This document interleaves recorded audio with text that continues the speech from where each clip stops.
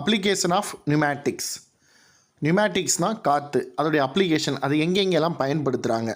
Assembly system, plastic machinery, car washers, test systems, coolant systems, opening and closing the doors, petroleum market, medical equipment and logic control operation.